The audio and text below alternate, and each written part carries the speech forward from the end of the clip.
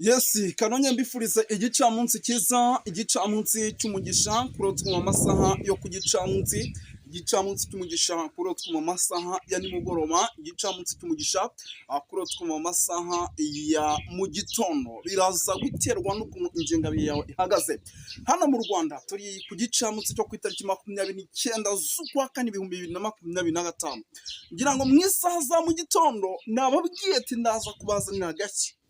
Nababwiye nti ndaza kubazana agashya, ndaza kubazana umutalamu yagiye kuzenguruka mu bice bigiye bitandukanye, amakuru yagiye kuyahiga, gusa nanjye ntabwo nari kure ye. Ni nkaho twari turi kumwe gutya, ariko bigendanye n'uburyo yari yagiye gutegura ibintu, ndavuga ati genda ubanze ubishyire ku murongo, nuza kugaruka tuzi ibintu kubyinjiranamo ufite n'ibimenyetso, icyo bita evidence. Bwana Kalimba Aimable, nanaguha ikaze hano kuri Duniani Content. Yes, Bwana Moses, nongeye kukwifuriza kumererwa neza, ari nako nanone ntuza abakunzi bacu bo kuri Duniani Content TV. Salute for my friends, Duniani Content TV ndabakunda cyane, mbazana icyitwa amakuru adasanzwe utasanga ahandi. Yes, inshuti zanjye ndetse zikaba magara zo mu Kirundo, ndabashuhuje. Bamaye akantu kitwa ngo nagakuriko. Ako kantu kitwa ngo nagakuriko urakazi? Ni ikinyobwa. Ndaza kwikubwira neza mu nkuru indani. Tuje abakunzi bacu bacu ibitoki Bwana Moses, ari nako nkurekera abo muri korine zitandukanye ubihuriza hamwe. Mwana Moses, nsuza abakunzi bacu bo mu gihugu cy'u Rwanda, amajyepfo, amajyaruguru, iburengerazuba bwaryo, iburasirazuba bwaryo, mu mujyi wa Kigali, amajyepfo, amajyaruguru, nibakomeze bagire amahoro, impagarike n'ubugingo mu mitima yabo. Moses, ntabwo ndi butinde, ndakomereza Uganda, ari nako nkomereza Tanzania, Kenya, Congo ndetse no mu bindi bihugu bitandukanye, by'umwihariko tujya kure ya Afurika y'Iburasirazuba, Mozambique, Zambia, Malawi, South Africa, ariko mbifuriza kumererwa neza, impagarike n'ubugingo mu mitima yabo, bakomeza kumererwa neza. Muri Amerika ndabashuje muri leta zitandukanye, ku mugabane w'Uburayi, mu Bufaransa, mu Bwongereza, mu Bubiligi, mu Budage, ndongeye kubasuhuza mu izina ry'Imana kandi tubabwira yuko tubakunda. Muri Aziya, Omani, Katari, mu Bushinwa, mu Buhinde, Salute, turabakunda cyane kandi tubifurije kumererwa neza. Tugarukanye icyitwa updates n'amakuru utasanga ahandi. Moses, yego, ndagira nkubwize ukuri yuko maze iminsi ntembera mu gihugu cy'abaturanyi. Yes, nukuvuga ngira ngo Bwana Kalimba Aimable, ibintu turaza kubyinjiranamo 5 kuri 5, ariko urabizi njyewe igihugu cy'u Burundi niyo wasuhuza abantu, ariko hari ibicu ndetse nanjye kabanza nkabatera yamba.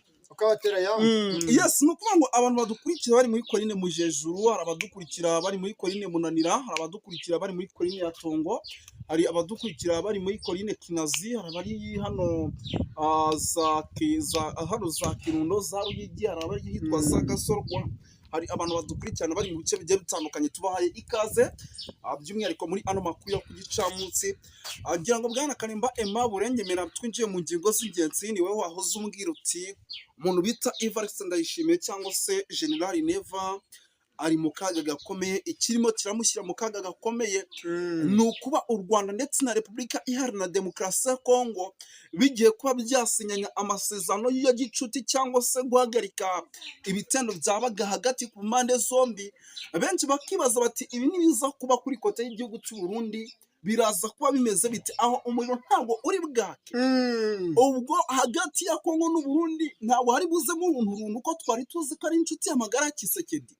No kuvuga ngo byinshi cyane bikomeje kugenda bitangazwa, ngira ngo yenda turaje tubyinjiremo, ariko n'abantu bari bakumbuye Bwana Kalimba Aimable muze kwibigaragariza muri comment. Bataramu rwose bamukurikira cyane iyo batamubonye nta nubwo banywa, ntabwo banywa Bwana Kalimba. No kuvuga ngo rero reka twikomereze, ngira ngo yenda Bwana Kalimba Aimable nyemera mpite ninjira mu ngingo z'ingenzi. Nta kibazo Bwana Moses, kugira ngo ibi bintu tuze kubyirukankamo vuba cyane. Yes, turaza gusibukira hano Cibitoke, turebere hamwe amakuru akomeje kugenda aturuka. Hari ikijyanye n'imyiteguro ikomeje kugenda ihagaragara, imyiteguro idasanzwe, noneho zamunakuna za FDL zimo zahabwa imyitozo.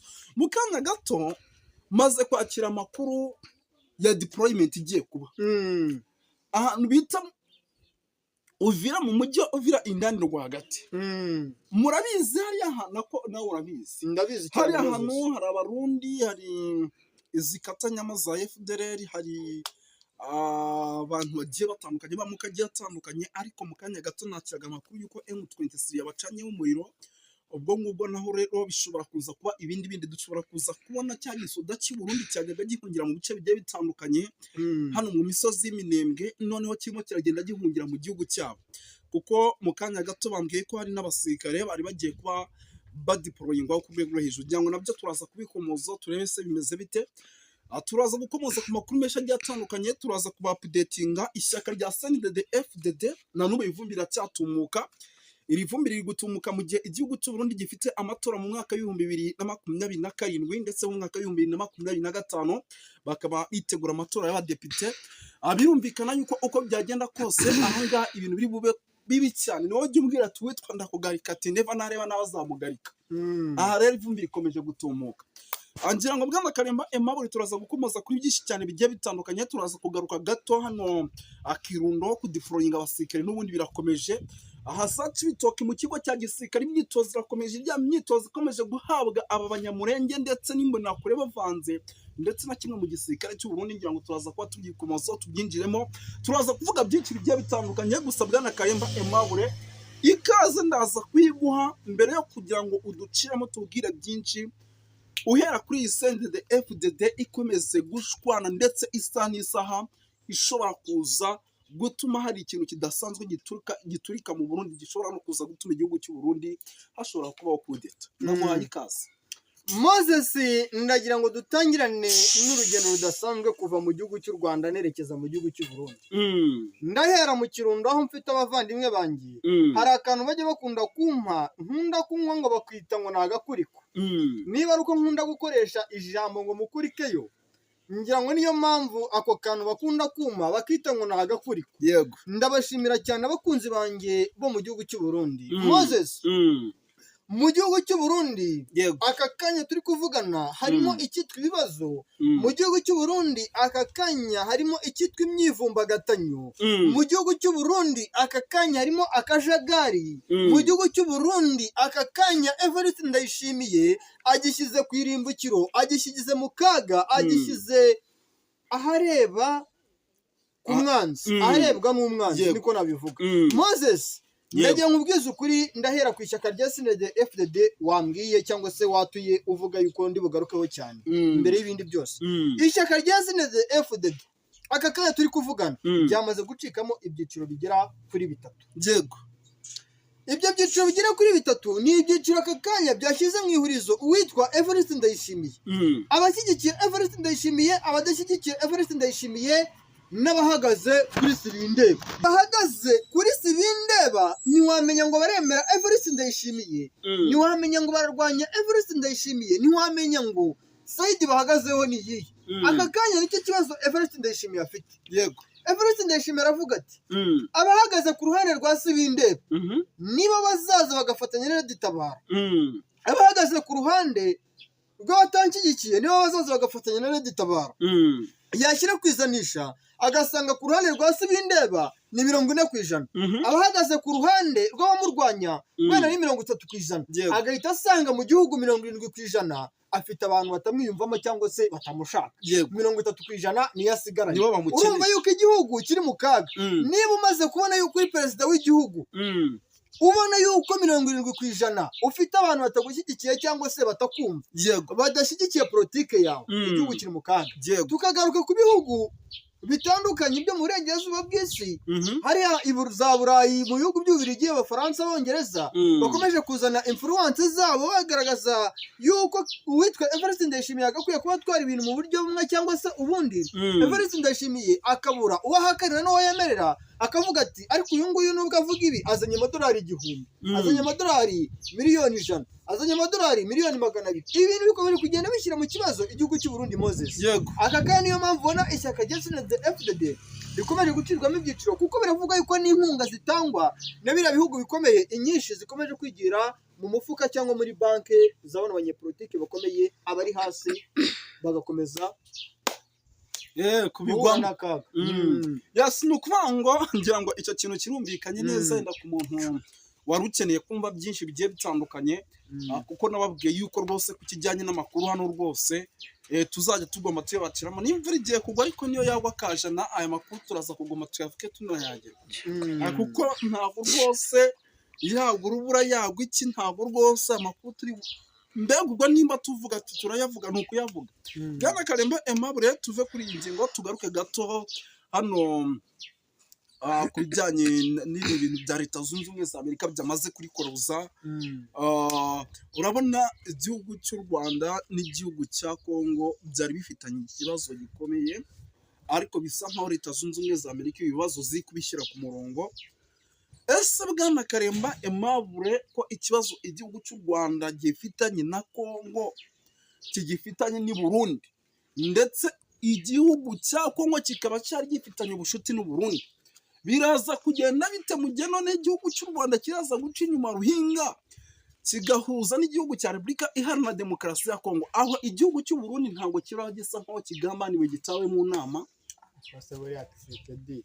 na Evariste Ndayishimiye mbona ubundi imibanire yabo igiye guhagarara ndi kwibaza witwa Evariste Ndayishimiye noneho araza kuba hati kuko nakurikiranye disikuru hagati y'uwitwa Donald Trump n'abanyamakuru bamubajije bati ese Donald Trump ikibazo kiri hagati ya Kongo n'igihugu cy'u Rwanda urakivugaho iki uhagaze kuri ruhande uwitwa Donald Trump uyoboye Leta Zunze Ubumwe za Amerika ubundi urabizi neza yuko uwitwa Donald Trump ni umucuruzi kandi nk'umucuruzi abagomba guhagarara ahari inyungu ariko abanyapolitike abasesenguzi mu bya politike abanyamakuru batunguwe no kumva uwitwa Donald Trump ashubije ati ikibazo kiri hagati ya Leta Zunze Ubumwe za Amerika na Kongo cyangwa n'u Rwanda ni ikibazo cyagahuriyeho na buri muntu wese ariko ntabwo nshaka kwibanda ku ruhande rwa Leta Zunze Ubumwe za Amerika cyangwa na Kongo n'u Rwanda gusa ahubwo nagira ngo mbamenyeshe yuko igihugu cya Kongo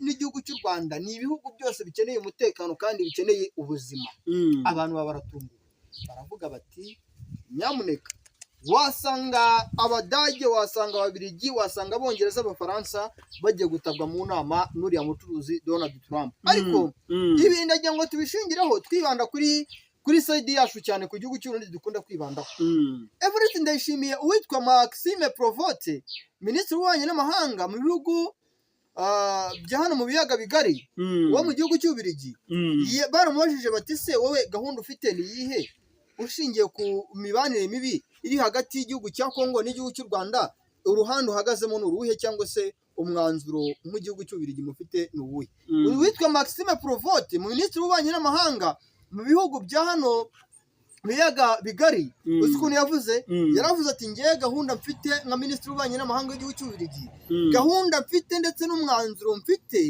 ni umwanzuro wo guca FDLR hano mu gihugu cya Kongo ndetse no guca FDLR mu bihugu byose bicumbikiye FDLR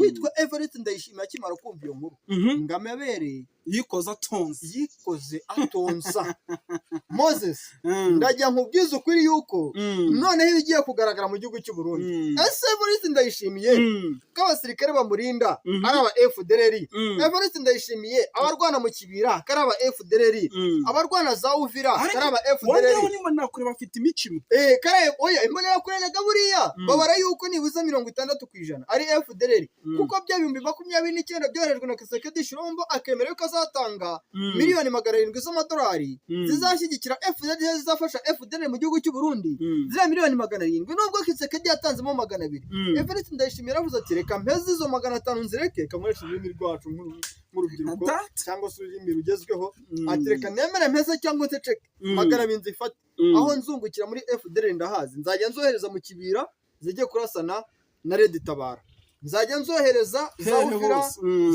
izo 200 ziri n'imipaka nzazigaruza ariko aka kanya uwitwa Evariste Ndayishimiye yaje gutungurwa no gusanga uwitwa Maxime Provote Minisitiri w'Ububanyi n'Amahanga mu biyaga bigari wo mu gihugu cy'Ububiligi nawe agaragaza yuko umwanzuro ndetse n'intego afite birimo kurwanya FDLR yavuye mu Rwanda. Arega bagomba no guca rujaje, ariko nkasanga harimo uburyarya. Oya, uburyarya burimo kuko FDLR afite kwirwanya muri Congo, afite kwirwanya mu Burundi, ariko no mu Bubiligi hariyo aba FDLR benshi, hariyo abajenosideri benshi, hariyo abahoze aranye politike benshi bayoboraga ku ngoma ya Juvenal Habyarimana, abayoboraga ku ngoma y'uwitwa Kayibanda. Ese araza kurwanya aba FDLR muri Congo, ararwanya aba FDLR mu Burundi, asize abari iwabo mu gihugu ayoboye? Ugasanga icyo kintu harimo ikibazo gikomeye. Ugasanga bino bihugu byo mu burengerazuba bw'isi byaba ari Ububiligi, Ubufaransa, Ubwongereza baracyafite akantu k'icyitwa uburyarya. Yes, twapudetinga abantu babizi cyacu, tuba dukubita tubangura to mbega abantu mudukurikirana muze kubanza munsurize Bwana Karemba Aimable. Sariyuti kabisa, yamaze iminsi myinshi cyane, mfite amakuru ndashyugumbwa Moses. Ubu noneho ntabwo ndegeranya page, ndaza kubagezaho icyitwa amakuru imiripuko ndayafite. Natembereza Kirundo, natembereza Cibitoki, natembereye n'ibitangazamakuru bya soso byose, n'ibitangazamakuru bya Sosome bya Burundi, East African News natembereye, nasomye na Yes, Bwana Karemba Aimable, reka twapudetinga abantu vuba kugira ngo dusoze. Ndabona rwose ari umuvandimwe ushobora kuba dufite ubutumwa namubonye ku ruhande, ubutumwa bw'umuhondo. Reka dukubita tubangura kugira ngo rwose ibi bintu duhita tubyinjiramo vuba dusoze. Yes, no kuvuga ngo uretse ko ibi bintu bikomeje kuba hitwaza Kibiranyi tugura ikomeje, Kibitoki irakomeje, ni imyiteguro irimo iragaragaramo n'ubundi zamu na kure n'abakatanyama mutayobewe hano za Bujumbura. Umutekano muke ukomeje kuzamba bya CNDD FDD, dusa nkaho twabivuyeho. Bwana Karemba Aimable, reka tubashimire abajya ku meza ubu rwose, hari n'abayavuyeho, tubabwire ati apeti, natwe bashatse batubwira apeti by'umwihariko. Reka tubabwire ati murakoze cyane Bwana Karemba Aimable. Yes, urakoze cyane Bwana Moses n'abakunzi ba Dunia Nikote TV no kubanga bw'ibyuma rwose. Kagamba yire agira amahoro n'imigisha bikomoka kuri Nyagasani. Yes, urakoze cyane.